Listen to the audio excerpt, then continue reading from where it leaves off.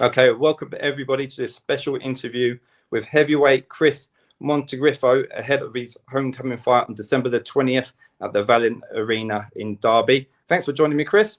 Thank you for having me, Steve. Yeah, great having you on. My first question for you, Kriss. I looked on BoxRec earlier, and we didn't have an opponent for you as yet for the 20th. Have we got any news on that as yet? On my end, the opponent's been confirmed a couple of weeks back, so maybe there's just been like a bit of an error there. But as far as I'm concerned, we've had the same opponent for the past couple of weeks. Sure. So it's just BoxRec not updating.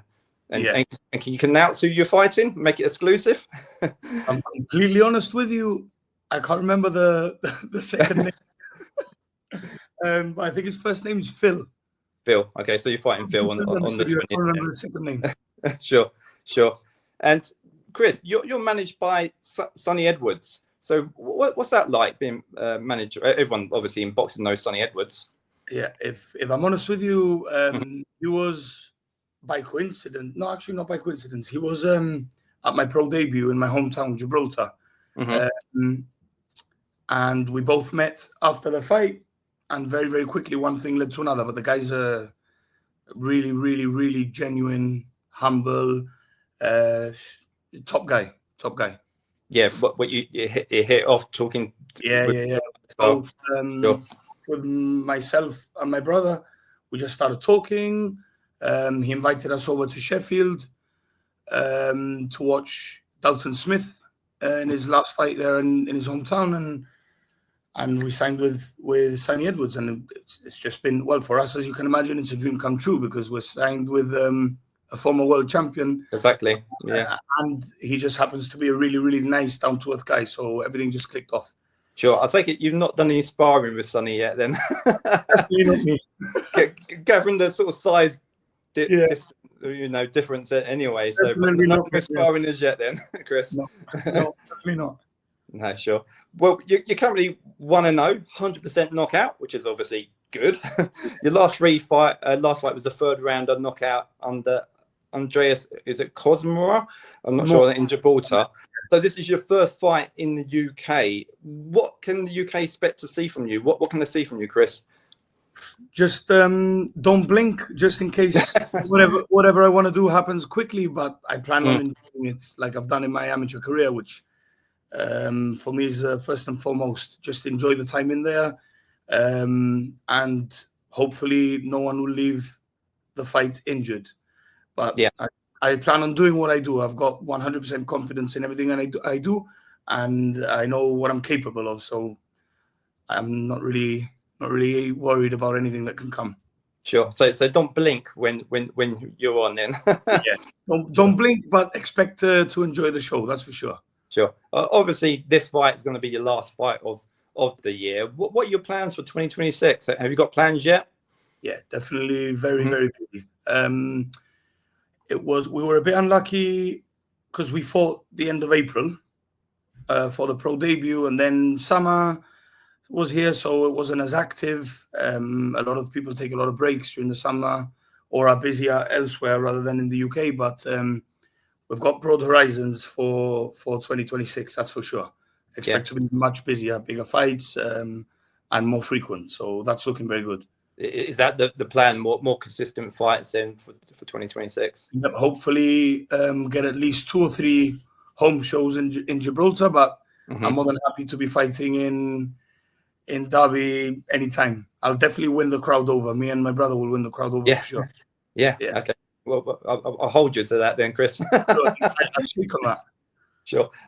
People who may not know a lot about you, Kriss, can you talk about yourself? Any sort of any ring nicknames? I've not really got I've always liked to keep it humble in that sense, but I've always been compared to a gorilla.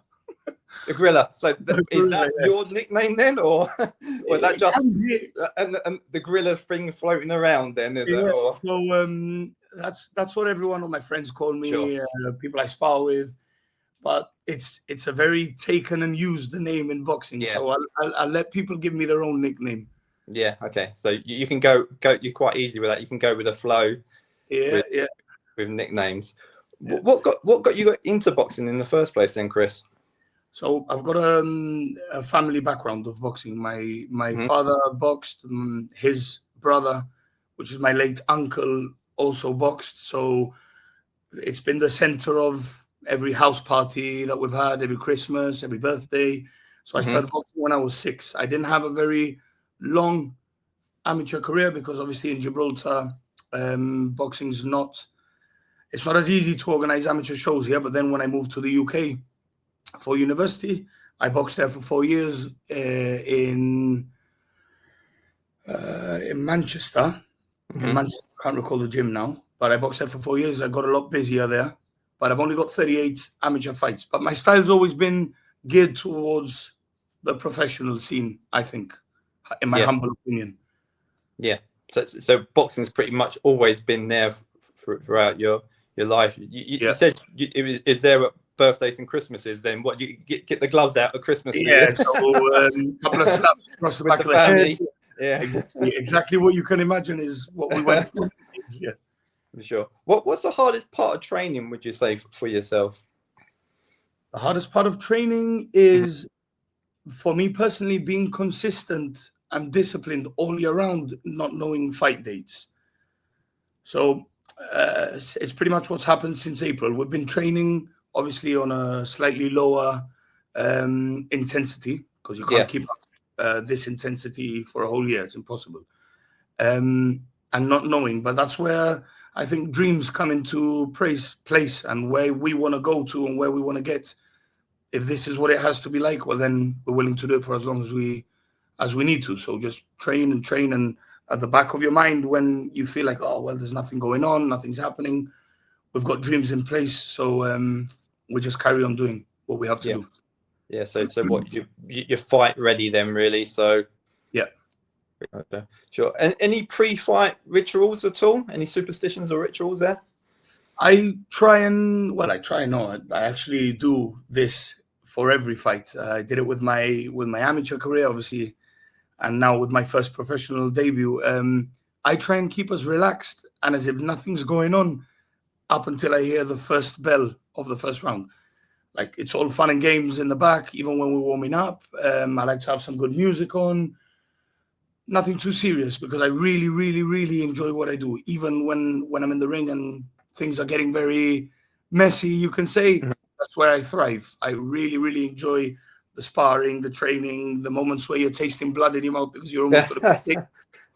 It's what I've had my whole life. So I like to be in the trenches. So I just try and enjoy that from start to finish. Yeah, that's pure commitment, because I know obviously some boxers obviously don't like the sort of training, even the sparring, sometimes that aspect to it, really. So, but when it comes fight time, then it's a whole different story. Any favorite fighters? It can be current or past. I've always really enjoyed Miguel Cotto, even though he's a different weight to me, and James Toney. Heavyweight. Well, he went from like super middle to all the way up to heavyweight. I really appreciate the styles. I like the work rate, the relaxed style that they have. I think I can relate to a bit of both of them.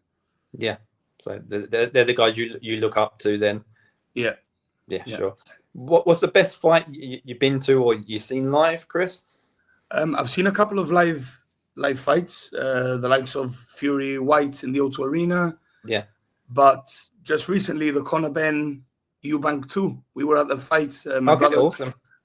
And that's been, just because of the atmosphere and the ring walk, that's been the best atmosphere I've ever witnessed in my life. Yeah. Incredible. Both parents being there, and reminded me of my situation. My father being a boxer, he's always walked me into the ring as well. So who knows? Yeah. Would that be you one day then, Kriss? 100%. 100%. 100%. Yeah, definitely. Well, I say hopefully. I know you're going to get the win, obviously, come December the 20th anyway. But that's about it for the show. Appreciate your time. Thanks, Kriss, for coming on. And thanks, obviously, best of luck for the 20th, and all the best for 2026 as well. Thank you very much. Thanks, Kriss.